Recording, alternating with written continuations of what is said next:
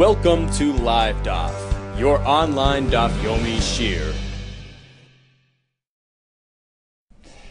Shalom Aleichem and welcome back to today's Daf Kesubos Samachay. We are on Samach Daled Amid Beis, 2 lines from the bottom of the Amid. V'noisen lo chatzi kav kitnis. Back to the Mishnah.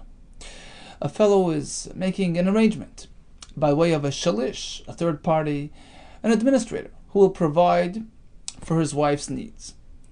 Mishnah gave us a list of allocations. So much and so much. Chitin, such and such. Chitin, kitnis, shemen, etc., etc. This applies to a husband providing for his wife's needs. So this is a weekly ration, so to speak. And it's mashma, it would seem from the Gemara, from the upcoming daf, that this is applicable as well by an almana. So after her husband's passing, the Yisaimim or the Bezdin will provide for the almana in accordance with these shiurim that we mentioned in the Mishnah. So we have a whole long list, chitin and shemen and etc. V'ilu yain like a tani. One thing is missing. We don't find any mention of giving her any wine. Why not? Misayele l'Rabbi Lazar. This is a raya to Rabbi Lazar. Dam Rabbi Lazar ein poiskin yenes leisha. We do not allocate wine for a woman. Says Rashi on the top line. Why not? Shahayain margila latavas tashmish. The wine can have a frivolous effect on her. A woman can't handle wine. It's not something we give her. So it's omitted from the list. Asks the Gemara, Vim Toimar, but you may ask a question. We have a pasuk in Hosea, Eilcha, Acharei me'ahavai, I'll follow those who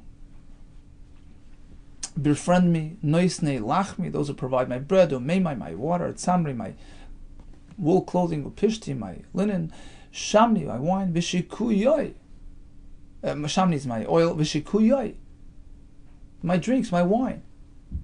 Apparently, even a woman has a tendency for wine drinking. Answers the Gemara, Shikuyai is not a reference to drinking, like mashke. Rather, it is devarim. We're speaking about items, sheha'isha, that typically a woman, mishtoi kekes alehen, desires them. Umay ninu, what are we speaking about? Tachshitin, adornments and jewelry. Darash Rabbi Yehuda, Ishkvar Neviria, that was his name. Amrila, some say he was Ishkvar Nafar, Chayil. Menai Nishen Poiskin, Yenes Isha. Where do we find that in fact we do not allocate wine for an Isha, Shenemar? This was by Chana and her husband Elkanah, Vatokam Chana. Chana gets up. Acharei Achla B'Shiloi, after her meal at Shiloi, Va'achrei Shasoi. And after having drunk. Now, Shasai, if you read it the way it's, the way it's marked, Shasai, it sounds like it's referring to the man. Shasai, he drank. Shasai v'lo shasas. You could have said Acharei Achla, Acharei Shasai Sa, Lashon Nekeva. Acharei Shasai, the Lashon Zachar, referring to the man. Elkanah drank v'lo shasas, but not the woman. Asks the Gemara El Miyata, if that's the case, why does it say Achla? Which makes it sound like she was the one who partook in the meal, but he didn't eat. Hachinami here as well, you're going to say only she had the meal and not him? How can you make it such a diuk? Certainly they both ate. Oh, answers the Gemara, the diuk was a bit different. Anan.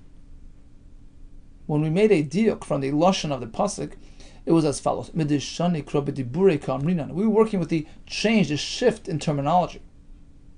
Why did the pasuk shift in terms of its point of reference? Michti, let's analyze the pasuk. Who is the pasuk conversing about? Who are we speaking about? The pasuk is speaking about Chana. Right? She gets up after she ate. My time was shani. Why did the pasuk switch and shift to him? Shma mino shasoi v'lo shasas. Apparently, the pasuk is coming to teach us this particular, this specific lesson that he is meant to drink and not her. Right? The pasuk could have stuck to her. She ate and she drank. Or speak about him. Why do we shift from her to him? To indicate that drinking is a man's thing. Meisve, here comes a kasha. We don't provide wine for the Isha Regila if she is accustomed to drinking. Noisnin law, we give her. Apparently we do give. Answers the Gemara, well, Regila Shani, if she's accustomed to drinking, it's not going to have a negative effect on her behavior. That's different. To Amar Rav Chinina bar Kahana, Amar Shmuel, Regila, if she was accustomed to drinking, Noisnin lo kais echad. We provide one case of wine, perhaps per meal, per day, whatever. We give her. She'ena Regila, but if she's unaccustomed to drinking, then Noisnin lo shnei kaises. We provide double that amount. 2 cups. My kama, what do you mean? How does this work? Amar Abaye, hachi kama. You have to reinterpret the halacha as follows. Regila bifnei bala. If she was accustomed to drinking with her husband, shnei kaises, she would drink 2 cups of wine per meal with her husband. So she's an old hand at wine drinking. Then, even if her husband is not present, like the case in our Mishnah, where we are allocating for her needs, 1 cup is enough. We sort of tone down. But if she typically drinks one glass with her husband, she's not so into wine, then we downgrade. If her husband is not here, we take it away completely. And Taisus explains for us how we see this in Shmuel's statement. If we go back 4 or 5 lines, let's go back to Shmuel. He says, Regila, we give her 1 kais. She'ena Regila, we give her 2 kaises. So Taisus learns like this. If she was Regila to have 2 kaises with her husband, then without the husband, we tone down. We give her just a bit, 1 kais. But if she was she'ena Regila to get 2 kaises with her husband, meaning she would only drink 1 kais with him, then we don't give her at all when her husband is not here. Okay, so that's the first pshat. A regila is different. An isha who is accustomed to drinking wine, we're not concerned about an adverse effect. Another teretz. Regila noisen lo l'tzike kedera. Even an isha who's ruggle in wine drinking, we give her, but not for personal use, rather to put it into the dish for seasoning, for added flavor. To Amar Rabavo, Amar Beichlan. Maase bekalosoi was a story involving the daughter-in-law, Shel Nakdimon ben Gurion, of this individual who was very wealthy, and she was actually a Yavama, awaiting Yibum. The time for Yibum arrives, and there's no Yibum, so Chachamim required the Yavam to provide for her needs. Shepas kula Chachamim allocated for her needs as follows.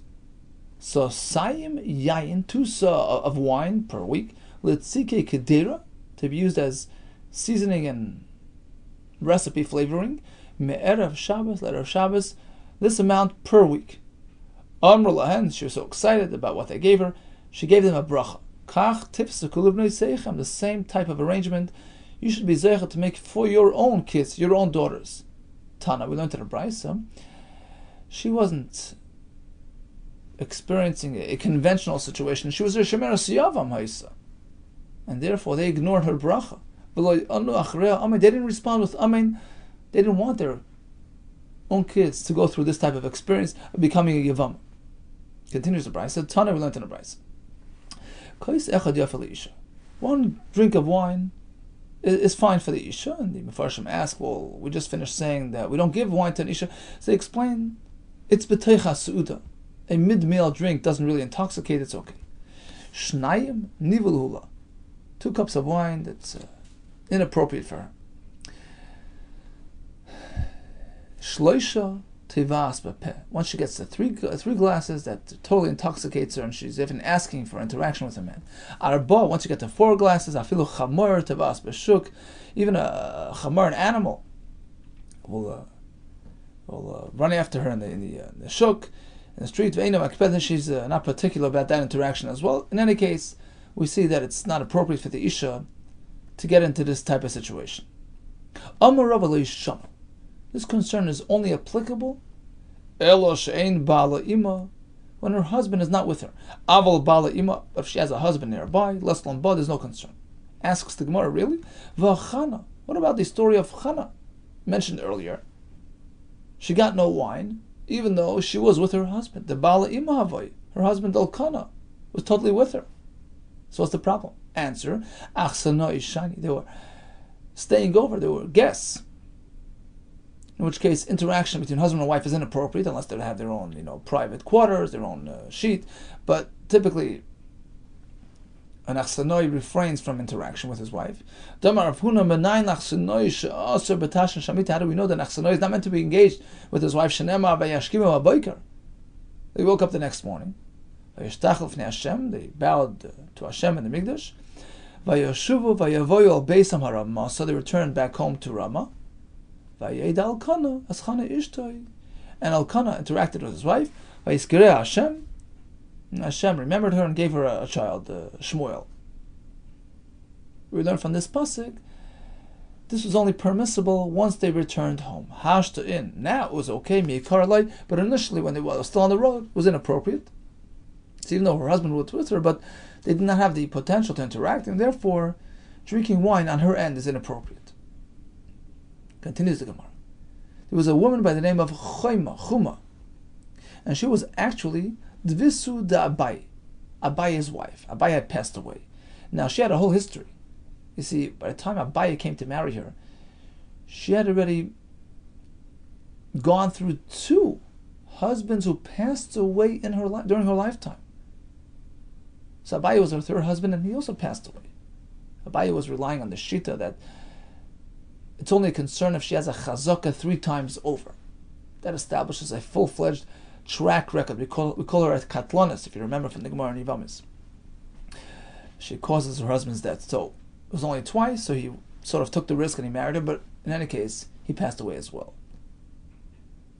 She was now an almana who needed her weekly supplies.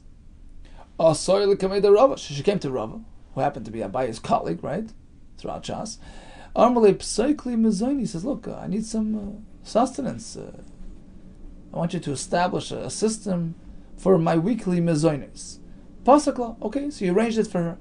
She added, what about wine? Amar lo, Rabbi responds, wine? Not for you. I know for a fact that Nachmeni was a reference to Abaye. There were 2 pshatim in the Rishonim. Either his real name was Nachmeni, but that was also Rabba's father's name. Remember, Abaye was a Yosem. Rabba bar Nachmeni adopted him, so to speak, and raised him. Rabba, the son of Nachmeni, he didn't want to call Abaye with his father's name, so he called him Abaye instead of Nachmeni. And the Seder Adoris writes that actually Abaye has a special meaning, special significance.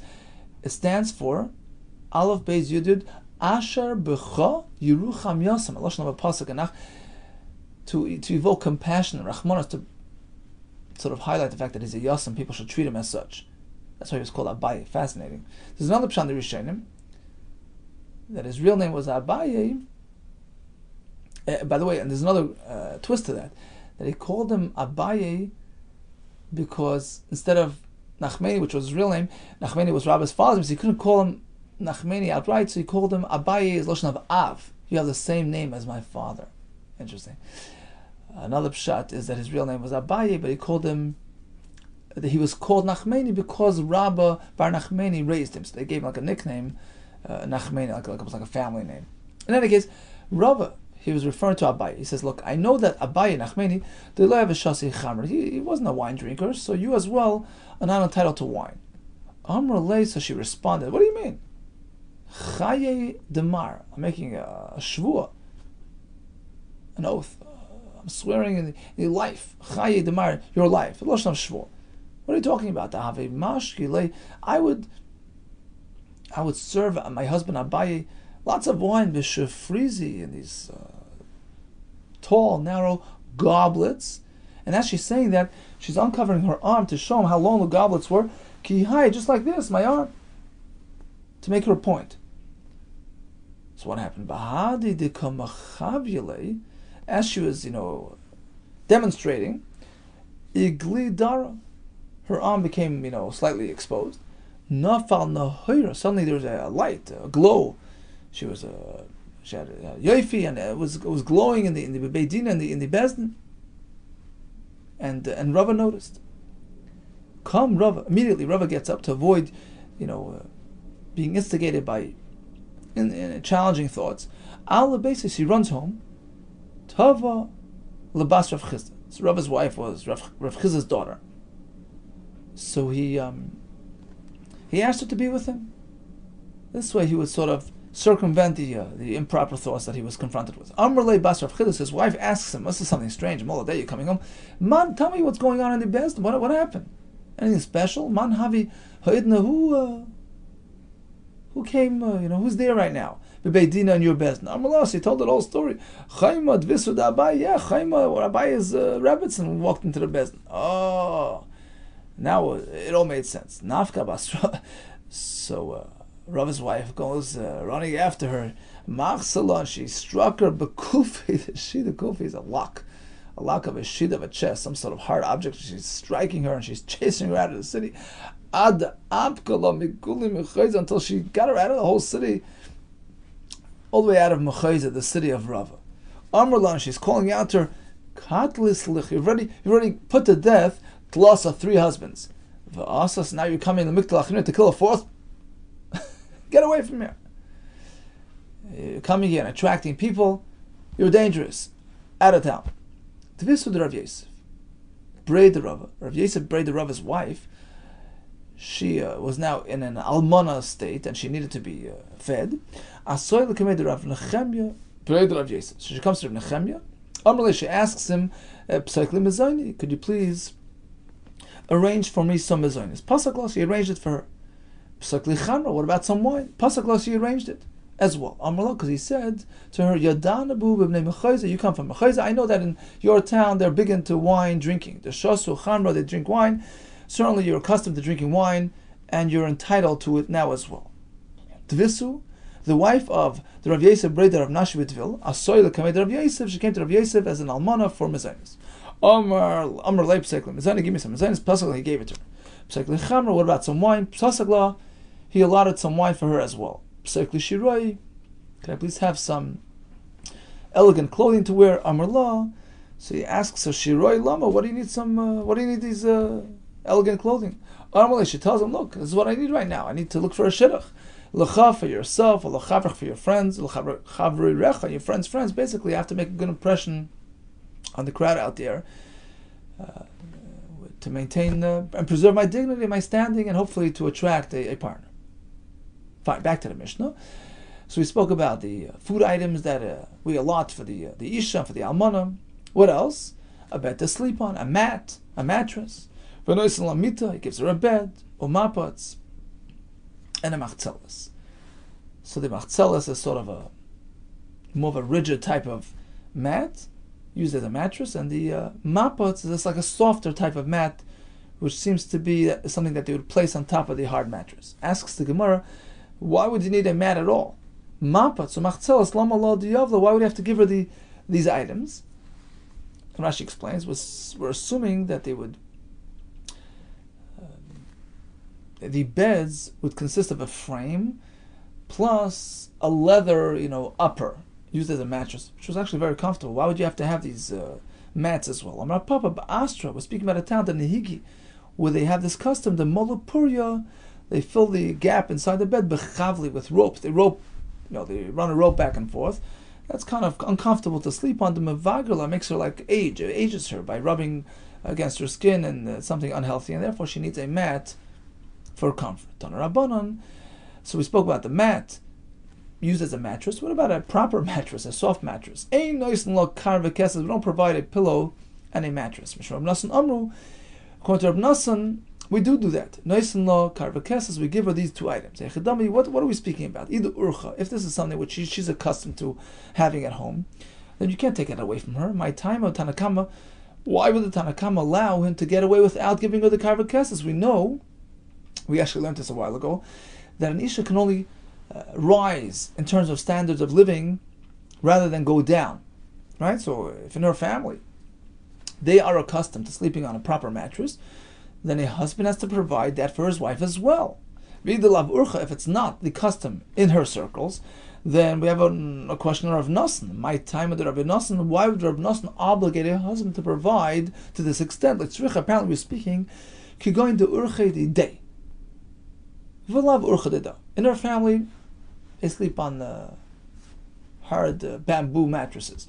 But by him, urche the day, he is accustomed to sleeping on a proper pillow and mattress. So the halacha is that while she is with him, of course, she goes up to his standard, and he has to provide the same for her as well. Problem is, he's out of town, right? That's after all the sugi that we're speaking about. He's out of town. He's sort of, arranging for her needs from long distance. So that's the point of machlekes. To what extent does he have to provide? It's not her standard, but it is his. But he's not here. Tanakama Savar. Tanakama is of the opinion. Amarla, the husband could say, look, Kia Zilna, when I leave town, Shekilnalu, I'll take along my pillow and mattress. When I return home, then you're entitled to the same type of treatment. My sinalu, I bring them along, but you with me, and you'll have it. We'll sleep together on the same. Rabbi Nosson holds, Amarle shall respond to this claim, to this offer, by saying, look, I'm going to end up losing out. At the end of the day, I'm going to sleep on the floor. Why? Zimnin, the misrami bin ashmashes. If you're properly worked out, okay, you'll come back with the mattress, it'll be fine. But maybe it'll be like a short call, ben ashmashes, right before Shabbos. You'll run out of time. You'll fail to bring back the mattress. You won't have to carry it through the street. You'll be stuck without anything to sleep on. So what are you going to do? You're going to take my stuff. You take my mats. You'll have me sleep on the floor. What a gracious husband. So she's concerned that he'll end up throwing her on the floor. So therefore, make sure we have what to sleep on. If this is your derech, you want to sleep on a proper mattress, proper pillow, I'm afraid that when you come back and you'll be without it, you're going to want to have a nice cushioned mattress. You'll have your mat, you'll add my mat to it. This way you'll have what to sleep on. Such explained the Rishonim. Right? So to circumvent that concern, make sure to leave behind a proper pillow, a proper mattress. This way, even if you come back empty-handed, we'll have what to sleep on.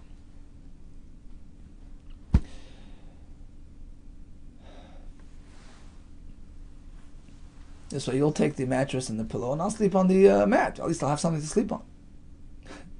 What else does he give her? Some sort of cap. Hi, Tana. The Mishnah speaks about providing for her clothing needs, right? So once a year wardrobe, 50 zuz in the winter time, etc. Regarding shoes, Mishnah says thrice a year, every Yom Tov. Hi Tana. So the Tana here is expressing a very peculiar type of arrangement.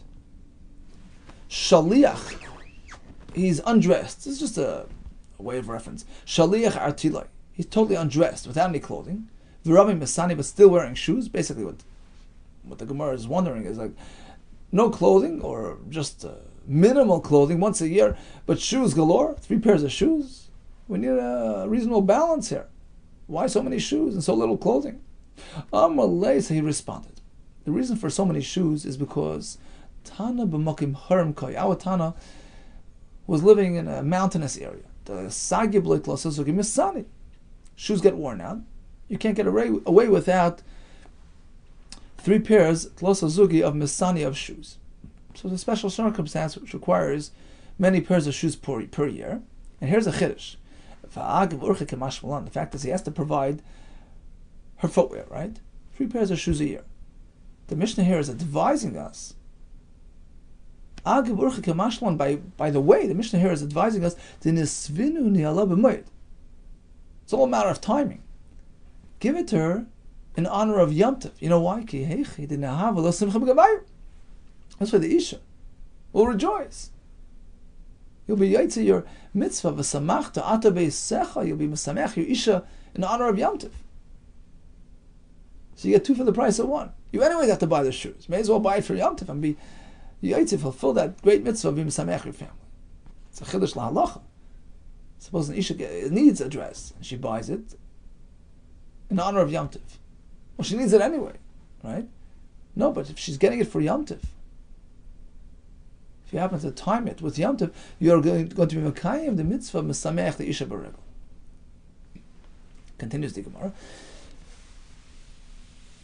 How expensive is that wardrobe? V'kelim shel chamishim zuz, 50 zuz worth. Rabbi, we're not speaking about the higher value zuz. There were two types of zuz. Zuz tzuri, which was 8 times the value of a zuz medina. Rabbi chamishim zuzi is pshiti, the more simple, lower value version of a coin. How do we know that we're speaking about the lower version? Because look at the end of the Mishnah. When do we apply all these numbers? But should be Yisrael, a pauper. But if a fellow is an upstanding, wealthy fellow who can afford more, then whatever you give, whatever you can afford, you give. It's all a matter of what you can afford. So 50 zuz is the minimum, right? Now, 50 zuz means zuzi tsuri, a high value coin. That's a lot of money. How do we expect a poor person to afford a wardrobe of 50 zuz? Apparently, we're speaking about the lower value version of the zuz, which an ani can afford. Suppose you gave the Isha her allotment of food and she has some left over at the end of the week. Who gets that? The husband gets it back. But the worn out begadim, at the end of the year she has worn out begadim, she keeps it. Asks the Gemara why. Why does she need it for? She wears the worn out stuff when she is tamei nida. Why? This way she can switch when she becomes tar and endear herself on her husband. This way she doesn't lose favor in her husband's eyes. Rashi says this would happen if she would wear the same begadim in the Yimei Tahara as the Yimei Tumah. Amar Abaye Naktinan, we have a Kabbalah lahalacha. Moiser blois almana liyarsha. Although by the married woman, the worn out begadim is kept by her, but by an almana, the worn out begadim go to the yarsha. Why? There's no point in her having it. Hasam who delight is gonna about pay. By a married woman concerned about keeping favor in his eyes. Hachat is gonna, but the yarshim, there's no issue of finding favor, and therefore they're entitled to get back their worn out stuff. Nois lamor kesef. Mission continues. In either case, even if he's administering her needs and he's arranging for it, but once a week they have to eat together, Friday nights. Maya cheles. How do we define a cheles? Rav Nachman Amar, well, a cheles means a cheles mamish. They have a meal together. Rashi explained in the Mishnah, it's a time for Oina. So eating and spending time together endears them on each other. Rav Ashi Amar, tashmish. A cheles is lashon of physical interaction. Tanan. Take a look at the Mishnah, which says a cheles imay leili Shabbos. Now, if a cheles means literally having a meal together, Hainu diktani echeles. That's why the Mishnah used the lashon echeles. Echeles means to eat. Elul madamar tashmish. But if referring to tashmish, my echeles. Why use the word echeles? Lishna ma'alya.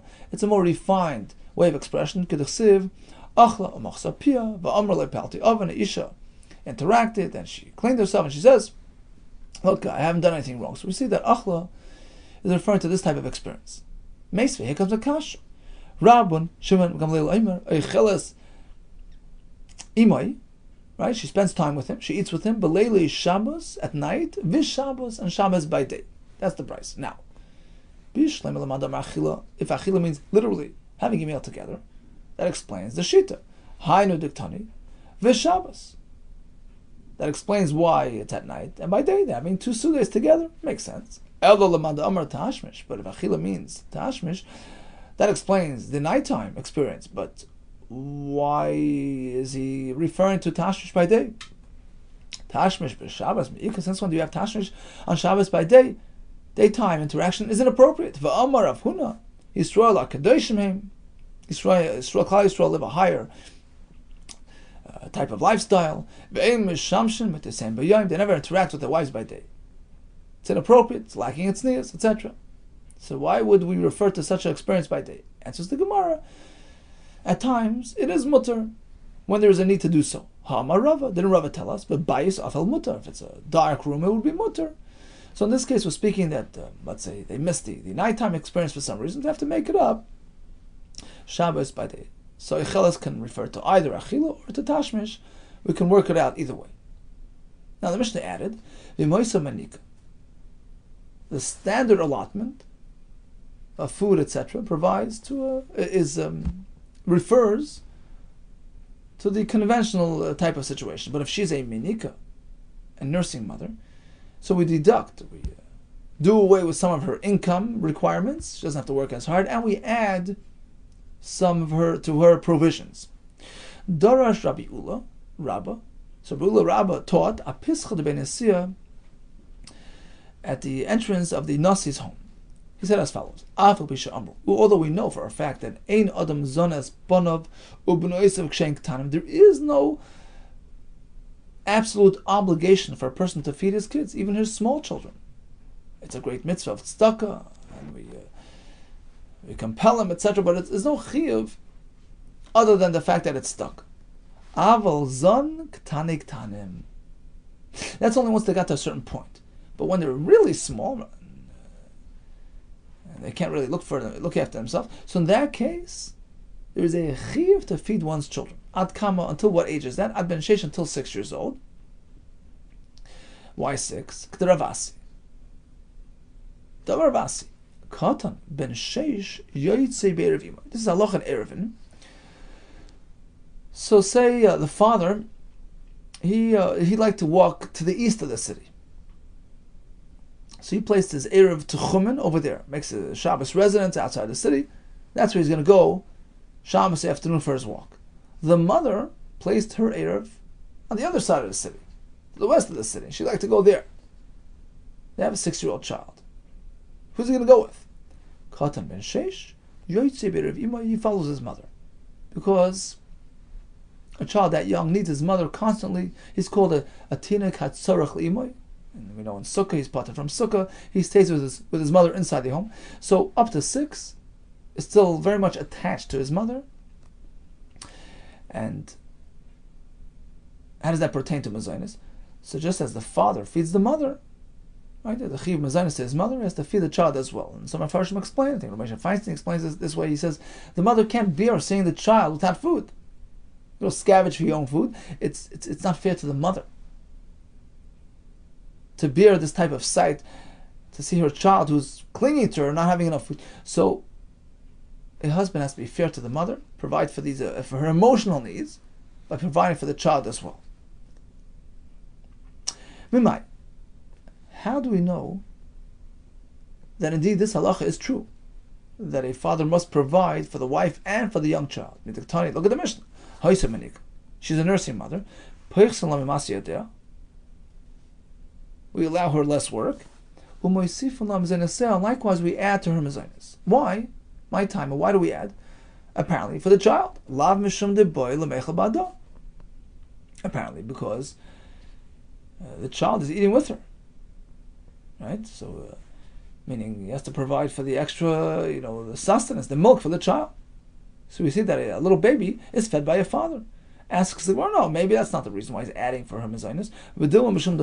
Maybe he's adding because she's weak and unwell. Because she's a manika, she's nursing, and that weakens her. So the extra mezainis is simply to prop her up, not necessarily because he is obligated to feed the child or the baby per se. Asks the Gemara, but if that were so, imkain, then the Mishnah would simply say, look, if the Isha is unwell, you have to add. Why get the baby mixed in? If you weren't trying to teach me the halacha that he has the obligation to feed a baby.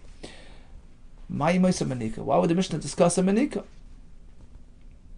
Well, says the Gemara, I'll tell you why. V'dilma, perhaps, the Mishnah is just trying to highlight the stam menika is chaylas ninu. Typically, a menika, a nursing woman, is considered a chayla in a weakened state of health, in which case you have to reinforce her health by providing extra sustenance.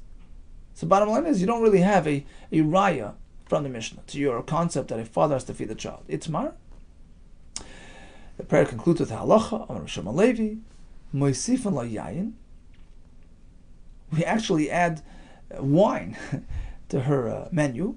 This is a nursing woman's menu. Why? Shayayin yofa l'cholab, because wine increases the milk supply, which is good for the baby. So it's clear that Rabbi Shema Levi is certainly in line with Rabbi Ula Rabbah. And yes, a father has to provide for his youngsters, certainly the baby who's nursing, and that's why he says add wine to provide for that baby's milk. Hadron Allah afalpi. Continues the Gemara. Metzias ha'isha. A married woman finds an object in the street, or her earnings. Who does it go to? Labala, to the husband. Well, masiyadayim, we've discussed over and over, because it's in exchange for the mezainis that he provides her with. What about the metzia? We discussed that as well in the past. It's mishum eva, to avoid any animosity, any hard feelings. Look, I'm providing for you. You find something, bring it in. V'yirushasa. Likewise, if she passes away, he gets her properties. Hu eichel peres bechaya. Now, during her lifetime, if she inherits something,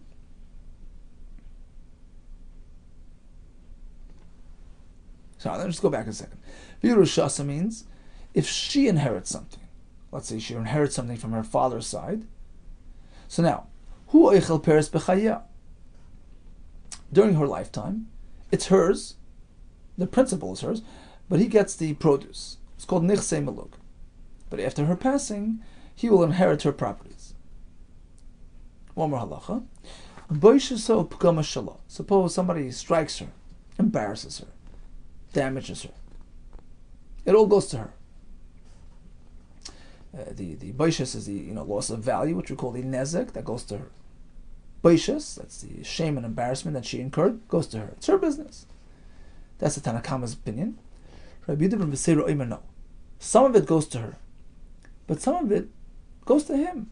The fact is, if her physical appearance is affected or she is shamed, it's an embarrassment for him as well.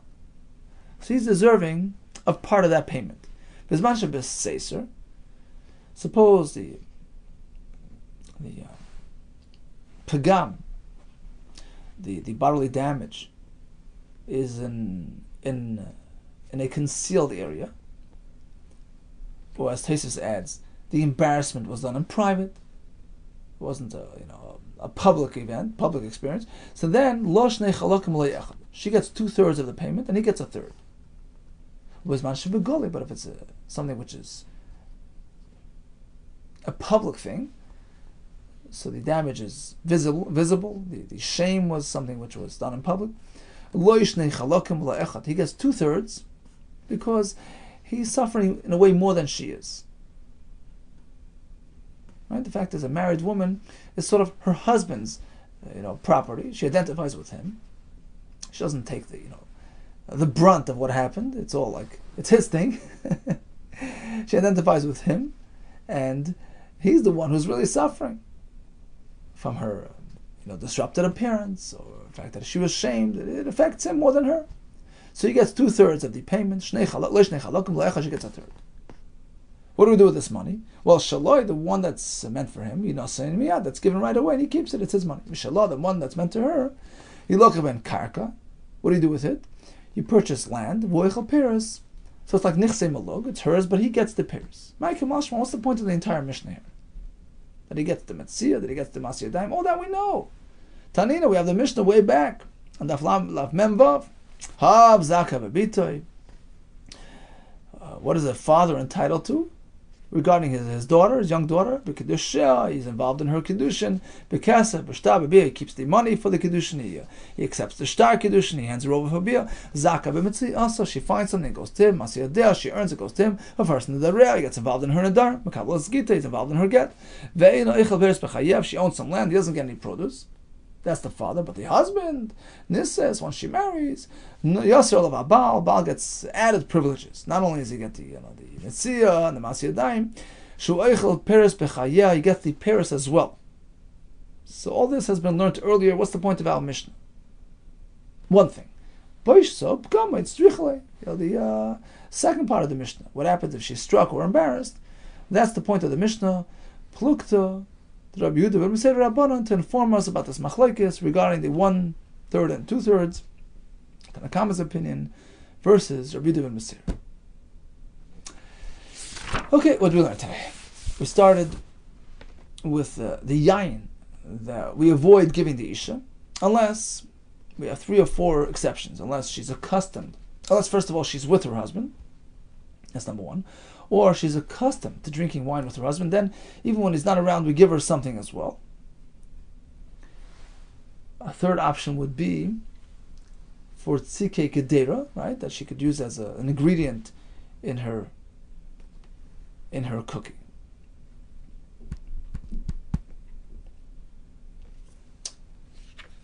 Or we had also the mid-meal drinks, right? During the meal, that doesn't really have an effect on you, and that would be okay as well. We had several stories of the almanos who got their mezainis arrangements. Yes wine, no wine, depending on the situation. We discussed why she needs a mattress, according to one shita. Shoes for Yom Tiv. We had the leftover begadim for the meinidos. We discussed the importance of spending time Friday night. And the halacha of a person providing mezainis for his young kids, min hadin. Concluded with the husband's entitlement to his wife's mitzia, masiyadayim, and perhaps part of the boishis and pagam as well. All the best to you, and hatzlacha rabba.